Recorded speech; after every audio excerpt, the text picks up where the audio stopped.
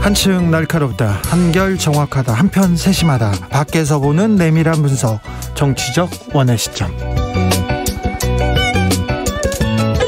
오늘의 정치권 상황 원회에서 더 정확하게 분석해드립니다. 최민희 전 더불어민주당 의원, 어서 오세요. 안녕하세요. 불굴의 희망 최민희입니다. 그리고 김용남 전 자유한국당 의원, 어서 오세요. 네, 안녕하세요. 호기심 천국 김용남입니다. 네, N번방 방지법에 대해서 불꽃, 추적단 불꽃 얘기 들었는데요.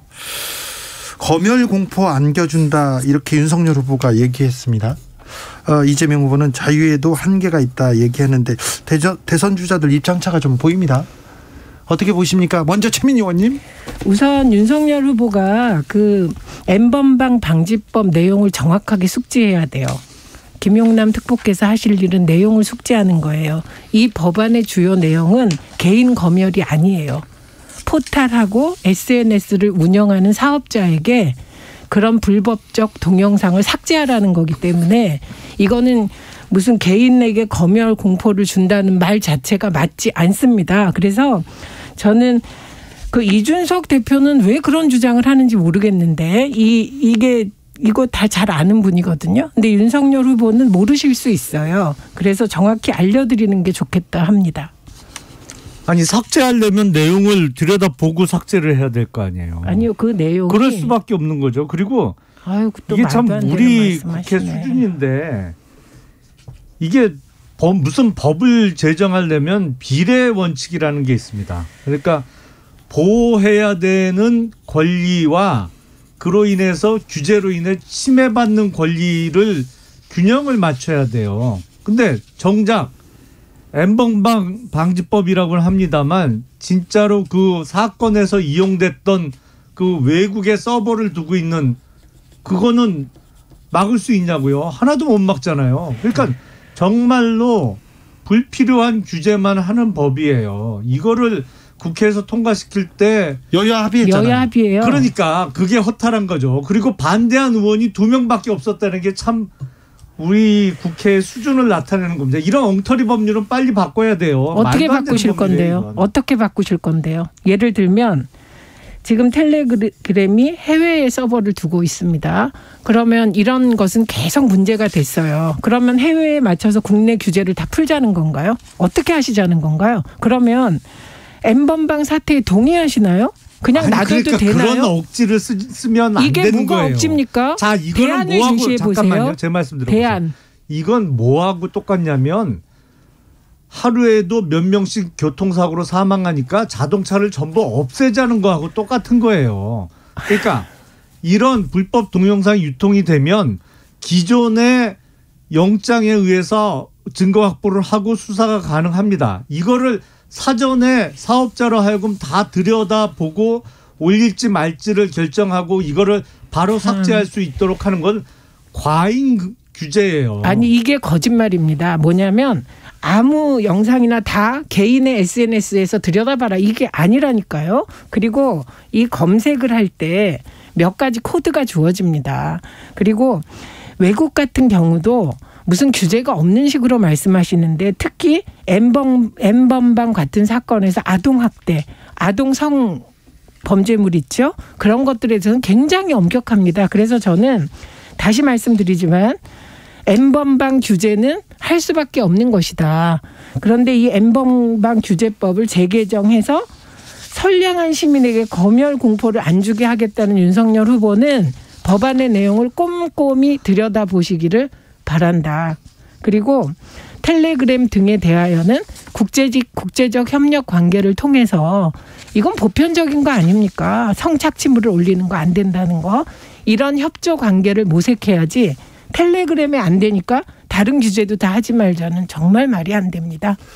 자, 가로세로 연구소에서 오늘 N번방 방지법 국민 기본권 침해한다고 헌법 소원을 하겠다는 발표를 했다고 합니다. 그냥 그렇다고요. 자, 이재명 후보가 대구 경북을 주말 사이에 다녀왔습니다. 그리고 전두환 경제 성과 인정 발언을 해서 논란이 됐는데요. 그 당시에 무슨 얘기를 했는지 한번 듣고 오겠습니다. 대구 경북이 낳은 평가는 갈리지만 매우 눈에 띄는 정치인이셨습니까? 누굽니까? 박정희입니다. 전두환도 공과가 병존합니다. 이승만 전 대통령에 대한 평가도 깔립니다. 공과가 있죠. 공과가 있다는 얘기를 했는데 이분 말에 대해서 많은 논란이 되고 있습니다. 김영남 의원님. 심상정 후보가 적절히 지적했듯이 정말 시대의 내로남불이죠. 윤석열 후보가 전두환 전 대통령에 대한 그 용인술, 사람을 잘 써서 적재적소에 배치했다. 그래서 뭐 그것도 전부 잘했다는 것도 아니에요. 군사 쿠데타하고 5.18을 빼고 그런 사람을 쓰는 용인술을 포함한 정치 부분은 잘했다는 걸 갖고 전두환 옹호 발언을 했다고 그렇게 난리를 치더니 표가 급했는지 TK 가서는 지금 박정희 전 대통령, 전두환 전 대통령에 대한 사실상의 옹호 발언을 했어요. 그러니까 아니 비석 밟고 그렇게 난리 칠 때는 언제고 TK 가서는 그 표 구걸하려고 말을 그렇게 180도 바꿔요. 사람이. 우선 윤석열 전 총장의 발언을 정확히 말씀드리겠습니다. 그때 발언이 뭐였냐면 쿠데타와 5.18만 빼면 정치는 잘했다였습니다. 지금 말씀하신 인사 운운은 이게 문제가 되니까 뒤에 얘기한 거예요. 그러니까 정치를 잘했다. 이건 보편적 규정을 한 거고요. 저는 개인적으로 이재명 후보의 전두환 관련 발언은 사족이라고 생각합니다.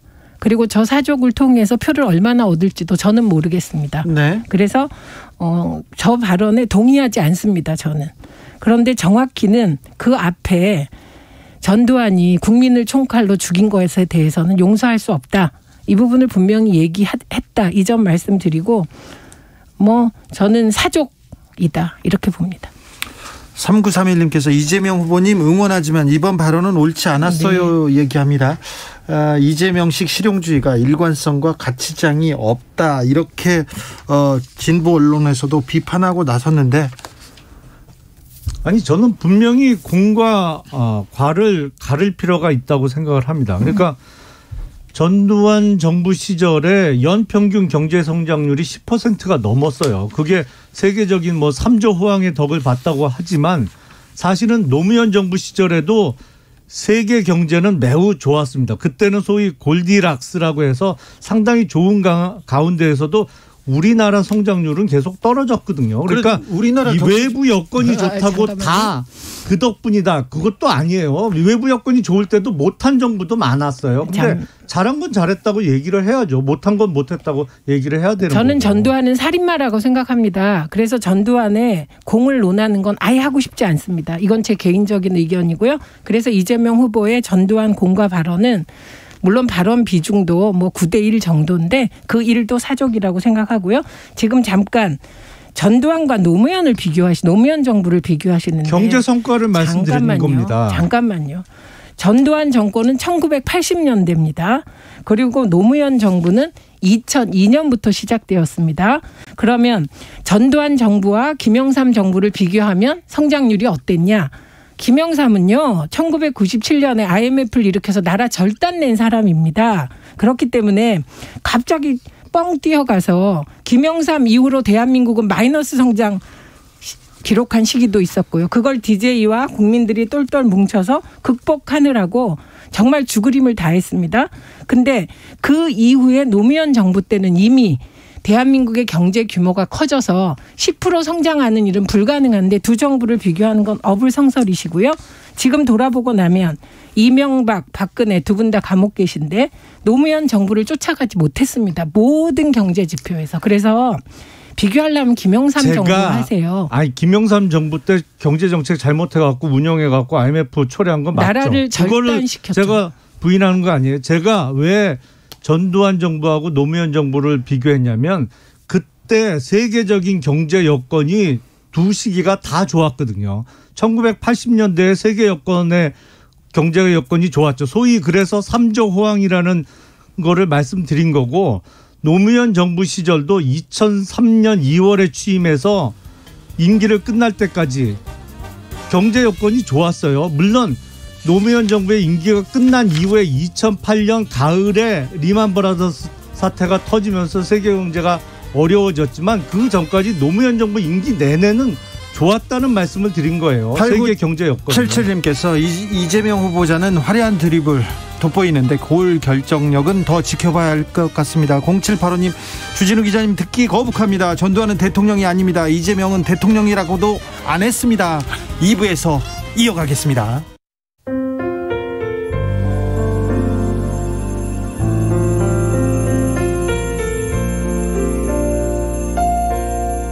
KBS 라디오 연중기획 희망충전 대한민국 460번째 이야기. 안녕하세요. 아나운서 이현주입니다. 17살 지안이의 머릿속은 온통 가족들 생각뿐입니다. 언니와 남동생이 모두 지적장애와 ADHD를 동반하고 있어서 누군가의 도움 없이는 일상생활이 어려운데요.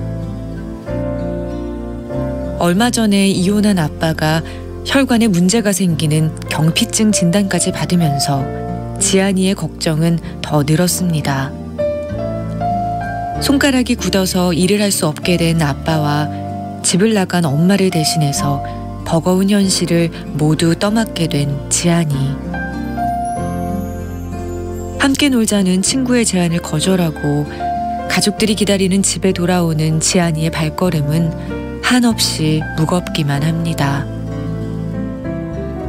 부디 지안이네 가족이 희망을 잃지 않도록 여러분이 따뜻한 응원을 보내주세요.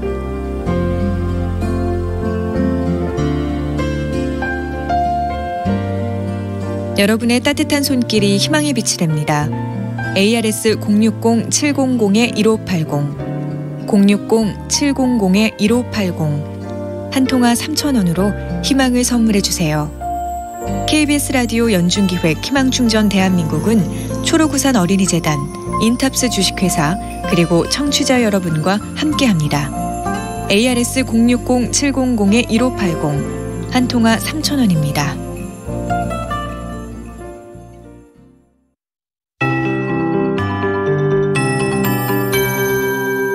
KBS 58분 날씨. 오늘 하루 날씨가 급변했습니다. 어제 밤부터 한파특보가 일부 내륙으로 발효됐다가 오늘 아침까지 춥고 모두 해제가 됐고요. 바람 관련 강풍특보 그리고 물결 관련 풍랑특보도 모두 해제가 됐습니다. 내일 새벽 경기 서해안에는 눈이 조금 예상되지만 오늘보다 기온은 오르겠습니다. 내일 낮부터 좀 풀리겠고요. 목요일까지 사흘 정도는 사만사원답게 조금은 평년과 비슷한 기온으로 추위가 덜하겠습니다. 하지만 금요일부터 서울은 다시 종일 영하권이고 토요일 서울이 영하 9도까지 떨어지면서 다시금 가장 강한 추위가 찾아올 전망입니다. 내일 새벽 경기 서해안에는 눈이 조금 오고 서울 경기 내륙도 눈 날림이 좀 있겠습니다. 내일 아침 강원 내륙과 산지는 역시 눈이 좀 날릴 것으로 예상하고 있고요. 예상되는 적설 강원 산지가 1에서 5cm 정도 수요일까지의 예상 적설이고요. 경기 서해안은 1cm 미만, 나머지 지역은 좀 날리거나 0.1cm 내외의 눈이 좀 지나겠습니다. 내일 아침 기온 서울이 영하 1도입니다. 오늘 아침 영하 6도 가까이 떨어졌는데 오늘보다 5도 정도 오르겠고요. 내일 낮 기온 서울 오늘보다 역시 5도 정도 올라서 7도, 전국적으로 5도에서 11도로 기온이 좀 회복되겠습니다. 지금 서울 기온 영하 0.4도입니다. 최영우였습니다.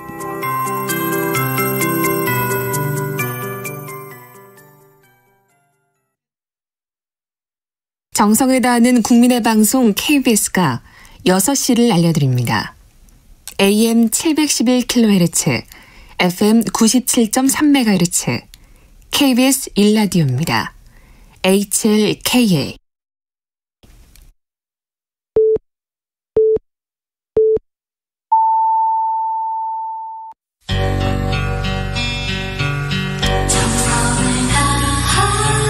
정성을 다하는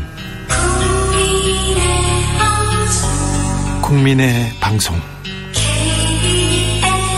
KBS 주진우 라이브. 그냥 그렇다고요. 주진우 라이브 2부 시작했습니다. 5977님, 살인마를 경제 잘했다고 용서해주면 법치 국가가 아닙니다. 이렇게 얘기합니다. 살인마가 경제를 잘할 수도 없었을 텐데 이 부분에 대해서 참 논란이 계속되고 있습니다. 지역에 따라서 2부부터 함께 하시는 분들 계시죠? 어서 오십시오. 잘 오셨습니다. 7시까지 함께 해주시고요. 라디오 정보센터 다녀오겠습니다. 조진주 씨. 18세 이상 성인층의 3차 접종 사전 예약이 시작된 가운데 오늘 오후 5시 현재 163만 1000여 명이 신청한 것으로 집계됐습니다. 군 당국이 오늘부터 장병들을 대상으로 한 코로나19 3차 추가 접종을 시작했습니다. 군에서 돌파 감염자는 오늘 기준 981명으로 1000명에 육박하고 있습니다. 코로나19 새 변이인 오미크론 확산으로 에티오피아 등 아프리카에 발이 묶였던 교민과 여행자 37명이 오늘 부정기편을 타고 귀국했습니다. 오늘 오후 1시 35분쯤 전남 여수시 여수국가산단 내 한 화학물질 공장에서 폭발 사고가 발생해 작업자 2명이 숨지고 1명은 실종됐습니다. 한국전문대학 교육협의회는 올해 대학 수학능력시험 생명과학2 정답 취소 처분 소송의 판결이 오는 17일 선고됨에 따라 입학 전형 일정을 조정했다고 밝혔습니다. 지금까지 라디오 정보센터 뉴스였습니다.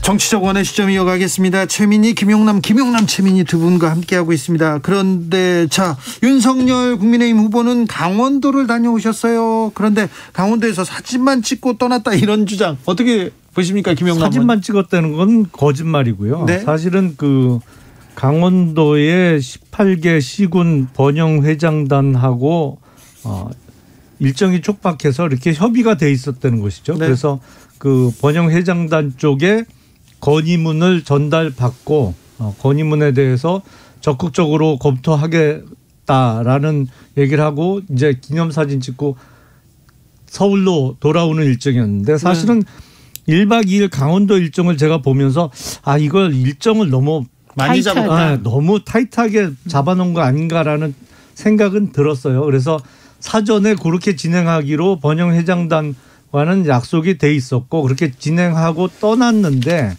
아마 그 번영회장단의 회원이 아니신 분들이 좀 이의 제기를 했나 봐요. 아니 멀리서 오신 분들이 화가 좀 난 것 같더라고요. 예. 근데 제가 보기에 문제점은 하나 있어요. 왜냐하면 후보는 일정 때문에 급하게 행사하고 떠날 수가 있어요. 그렇죠. 근데 적어도 강원도의 지역구를 둔 현역 국회의원들은 그 자리를 지켰어야 되거든요. 지켜서 얘기도 좀 더 듣고 했어야 되는데 네. 아마 후보하고 비슷한 시기에 자리를 뜬 모양이에요. 예. 그건 잘못했죠. 네. 그건 후보야 그렇다고 치지만 국회의원들은 그 후보하고 같이 일어설 필요가 전혀 없었는데 네. 그것 때문에 참가하신 분들 중에 일부가 화가 나셨다고 하면 사실은 같이 자리를 이석한 의원들은 잘못한 겁니다. 네, 제가 보기에는 원래 10분이 배정돼 있었다는 거 아닙니까? 그 기획을 할 때. 네. 그런데 20분 있었다. 그러니까 후보는 배려했다라고 해명을 했더군요. 네. 근데 그건 후보 입장에서 맞을 수 있어요. 네, 네. 그런데 이걸 고려했어야 되는 거예요. 강원도는 서울하고 다릅니다. 서울은 뭐 지하철 타고 오고 못 타고 오면 30분 1시간이지만 강원도가 넓잖아요. 그러니까 굉장히 멀리서 온 분들이 후보가 10분 20분 있다 가면 진짜 기분 나쁘거든요. 그렇기 때문에 좀 타이트하게 짜더라도 뭔가 배려하는 게 있었어야 될 것 같아요. 김용남 의원 지적대로. 네, 이게 그 부분인데 네. 저는 그 해명의 두 가지가 문제라고 생각했습니다. 해명 보도자료를 보니 첫째가 회원 아닌 사람들이 문제를 제기를 했다. 이건 정말 말이 됩니까? 그냥 문제 제기했으면 문제 제기한 거지 이걸 또 갈라치기를 하는 거 첫째. 두 번째는 고발하겠다. 어떻게 고발한다는 말을 합니까? 이거는 뭔가 이러니까 또 무슨 냄새가 나냐. 저 검찰 선대위였지. 검사 출신들이 있으니까 무조건 고발 얘기를 하네? 이건 아니었다. 그래서 앞으로도 이런 일은 많이 생기거든요. 그럴 때마다 고발할 건가요? 요거는 잘못됐다. 이렇게 말씀드리고 그거보다는 그 강원도를 다녀온 뒤끝에 지금 성추행 논란이 벌어졌습니다. 이게 또 무슨 일입니까? 그러니까 그 실세로 지목되는 한 의원이 뭐 그 참석했던 부부에게 뭐 부인이 미인이다 등등의 말을 했다는 거고 그 해당 의원은 미인이다라는 말만 했다. 지금 이렇게 주장하고 있습니다. 그래서 이게 논란이 되는데 제가 이상한 것은 왜 언론이 하나도 보도 안 합니까? 최소한 보도는 해야죠. 최소한 그분이 낸 해명서 제가 지금 갖고 있거든요. 네. 해명서라도 보도해야죠. 이 해명에 보면 그런 일 없다. 그리고 해당 유튜브 채널에 대해서 강력한 법적 조치를 하겠다. 말끝마다 법적 조치인데 그러기 전에 사실은 확인해야 되지 않습니까? 언론이. 저는 이 부분에 대해서 정말 스스로 메이저라고 하는 언론들 최소한 취재하고 정 안 되면 이분이 낸 입장문이라도 보도하십시오. 왜 침묵하십니까? 일단 고발과 관련해서 현재 정치권에서 가장 고발을 많이 하고 적극적으로 활용하는 정치인은 이재명 후보예요. 성남시장 할 때부터 성남시장 할 때부터 이재명 후보로부터 고발당한 그거 너무 많아서 세기도 어려워요. 기자들은 다 알고 있어요. 아니 기자들이 다 알고 있다니 근거 대십시오. 사실이 그렇잖아요. 뭐가 사실이 이재명 그렇습니까? 성남시장 시절부터 그렇게 가짜뉴스를 살포합니까? 본인에게 불리한 언론을 게재한 기사나 언론사를 상대로 민형사상의 소송을 많이 걸었잖아요. 아니 근거를 가장 대시라고. 적극적으로. 아이고 의원님. 아니 의원님. 공지의 사실입니다. 그거는 아닙니다. 의원님 기자들이 제가 다 알고. 잠깐만요. 그것 때문에. 왜 그러세요? 아니 잠깐만요. 제가 말씀드리는 건 이재명 후보가 법적 소송을 많이 했다. 이렇게 얘기하면 제가 억셉트 받아들입니다. 그런데 가장 많이 했다. 가장 많이 근거 대세요. 가장 적극적으로 활용하고 가장 많이 했다. 횟수 대라고요. 그러니까 그런 표현하지 마시라고요. 아니 그냥 몇 번 했는지 의원님은 아세요? 아니 그러니까 제가 말씀드릴 거잖아요. 자, 의원님이 넘어갈게요. 얘기했으니까 아니에요. 자, 넘어가자고요. 늘 이런 말씀을 하시는데 가장 많이 했다 그러면 다음부터는 자료 가지고 오십시오. 자, 그래서 아니라는 자료 가져오세요. 권성동 의원 관련된 보도는 사실 무근입니까? 사실 무근인 것 같고요. 그리고 이 상황 자체가 이게 일부 유튜브에서 이런 주장을 하는 모양인데 뭐 지금 최 의원님이 왜 다른 메이저 언론사에서 보도 안 하냐. 말 같지 않은 소리를 하니까 보도 안 하는 거죠. 만약에 말 같은 소리면 어떻게 하실 겁니까?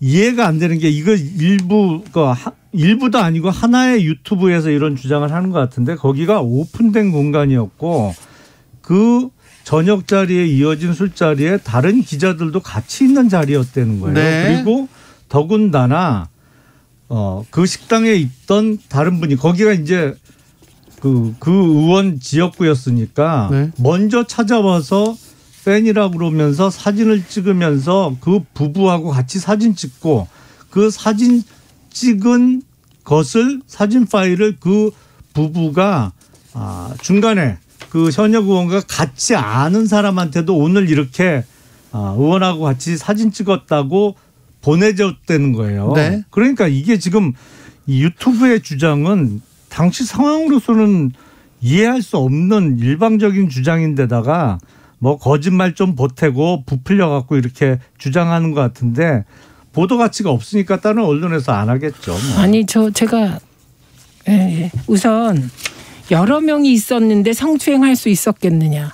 이거요. 그동안에 검사 출신 몇몇이 검사들이 현직 검사 여성이 밝혔어요. 성추행 내가 당했다. 그게 다 여러 명이 있는 술자리였어요. 그리고 한번 그 통계를 내보십시오. 그러면 둘이 있을 때 성추행한 게 밝혀질 확률이 크냐. 그건 오히려 더 밝혀질 확률이 적죠. 그래서 지금 의원님이 말씀하신 것 중에 여러 명이 있는 자리라서 그럴 개연성이 적다는 저는 받아들이기가 힘듭니다. 많은 성추행들이 술자리에 여러 명이 있을 때 벌어졌었기 때문에. 최 의원님 주장대로 그다음에 하면 두 번째. 어떤 성추행이 있었다는 거예요 도대체. 아니 성추행을 당한 사람이 지금 얘기를 하잖아요. 제가. 아니 그러니까 말씀을 한번 해보세요. 그래서 지금까지 보도된 바에 따르면 보도는 진실은 아니죠. 그냥 그런 사실이 있었답니다. 네. 그래서 사실인지 이게 진실인지 확인해야 되는데 보도된 바에 따르면 단지 미인이다. 요거까지는 그분이 인정했어요. 예. 성추행 당사자로 지목된 분이 미인이다라는 말을 했다. 권성동 의원이 제가 미인이라고 칭찬을 하면서 결혼을 잘하셨다는 취지의 말을 한 것이 전부입니다. 이렇게 얘기하셨습니다. 그 취지의 말의 내용이 냈습니다. 그렇게 정선된 말이 아니에요. 보도된 내용은.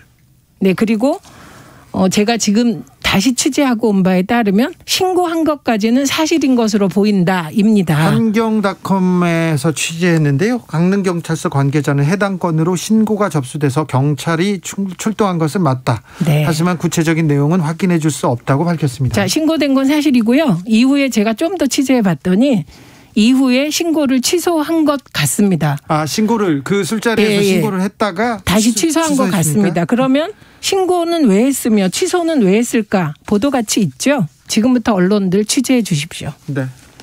이 내용은 아직 정확한 확인이 안 되고 있기 때문에 기자님들 취재해 주시고요. 취재 내용을 바탕으로 저희가 다시 나중에 얘기할 수 있으면 하고요. 아니면 지나가겠습니다. 만약에 악의적인 허위 보도를 한 거면 그것도 마땅히 책임져야 됩니다. 그죠? 그럼요. 네. 신복섭님께서 간담회를 20분 계획하는 게 말이 됩니까? 1인당 3분 발언하고 답변 받아도 1시간인데 처음부터 간담회 성격이 아니었던 거죠. 얘기하는데 김용남 의원이 맞는 것 같아요. 이거는 일정을 대선 후보는 많이 잡을 수도 있으나 그런데 간담회라면 얘기를 듣고 현역 의원들이나 거기 정치인들은 듣고 얘기를 해야죠. 토론을 해야 되는데 그 부분은 부족했던 것 같습니다. 변선희님께서 주 기자님 저희 아들이요. 왜 두 분은요 나오기만 하면 맨날 싸우냐고 안 싸우면 얘기 안 되냐고 막 물어봐요. 그런데 지금 싸우는 거 아니에요. 사이가 아주 좋은데 이 두 분은 여의도에서도 사이 좋기로 유명하신 분입니다. 네. 살짝 그 감정이 폭발해가지고 조금 목소리가 올라갔을 뿐이에요. 뭐 싸우는 거 아닙니다. 절대. 그죠? 자, 그런데 대장동 특검은 여당에서도 하자, 야당에서도 하자 이렇게 얘기하는데 왜 안 됩니까? 이거는 주장하는 바가 다른데 그 주장하는 바가 어느 것이 맞는지를 확인해 주는 보도는 없어요. 그래서 네. 제가 할 수 없이 취재를 했죠. 그랬더니 국민의힘도 특검을 받겠다고 합니다. 근데 윤석열 후보와 관련된 부분은 하지 말자는 입장이라고 저는 취재를 했습니다. 그래서 진전이 안 된다는 겁니다. 아, 그 부분이요? 네. 자, 김용남 의원님. 네. 그렇지 않은데요. 국민의힘이 주장하는 거는 사실은 특검 후보의 추천권을 야당이 갖는 새로운 특검 법안을 통해서 특검을 하자는 것이고요. 민주당이 얘기하는 것은 법무부 장관이 추천하는 기존의 상시 특검을 이용해서 특검을 하자는 것 같아요. 그런데 네. 사실은 민주당은 진짜로 특검을 하고 싶은 진정성은 좀 의심이 돼요. 그러니까 이와 같이 집권 여당의 대선 후보가 직접적으로 수사 대상이 될 수 있는 것을 어떻게 법무부 장관이 특검 후보를 추천하겠다는 거예요. 사실은 기존에 그런 예가 있잖아요. 야당에게 전적으로 특검 추천권을 줬던 예가 있거든요. 그 내곡동 사저 관련한 특검 할 때도 그렇게 했거든요. 그때는 민주당이 야당 할 때 야당에게 줬습니다. 민주당에게 추천권을. 이번도 특검 후보 추천권을 국민의힘에게 주는 식의 특검 법안을 통해서 특검을 하자는 게 야당 측의 주장이고. BBK 특검은 안 그랬잖아요. 네, 안 그랬습니다. 아니 그러니까 BBK 특검 여당이 추천했습니다. 그런 예도 있고 아닌 예도 있는데 네. 이번에는 야당에게 추천권을 주는 게 보다 적절해 보이지 않아요.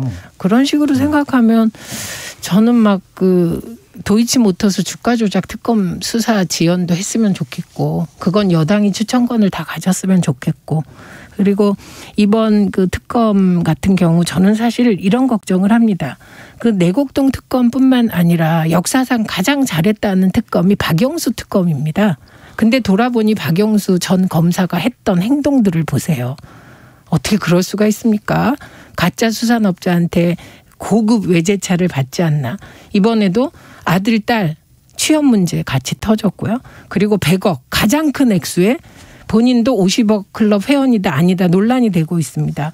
그래서 과연 대한민국에 특검할 사람이 있나 저는 혼자 그걸 걱정하는데 처음에 애초에 야당 쪽에서는 상설 특검 있는데 왜 오래 걸린다고 하냐 이러면서 비난했습니다. 왜냐하면 상설 특검대로 가면 훨씬 기간을 단축할 수 있어서 여당이 받은 건데 갑자기 또 입장이 여야가 바뀐 거예요. 그러니 저는 야당은 윤석열이라는 그 윤석열 후보와 관련한 부산저축은행 1,155억 불법 대출 사건 수사 무마, 수사 소홀 이 부분을 하겠다고 약속하고 야당은 제1여당, 제2야당 여야가 아닌 제3의 정당이 특검을 추천하게 하는 그런 방식 찾으면 되지 않을까요? 이 방식은 국민의힘이 어떻습니까? 추천해야 돼요? 우선 누가 박영수 특검이 역사상 뭐 제일 잘한 특검이라고 아니, 얘기를 하나요? 얼마나 개인적으로는 각광받았는데요. 전혀 동의할 수가 없는데 박영수 특검은 상당히 무리한 기소를 많이 했어요. 사실상. 그리고 무리한 기소를 했다면 그러면 뭐 했죠? 아니 제일 윤석열 특검 윤석열 후보가 그 특검 핵심이에요. 특검에 여러 사람이 있었죠. 아니 근데 핵심이에요. 경제 공동체 이론을 따지면 벌써 대장동 사건은 벌써 처리가 됐어야죠.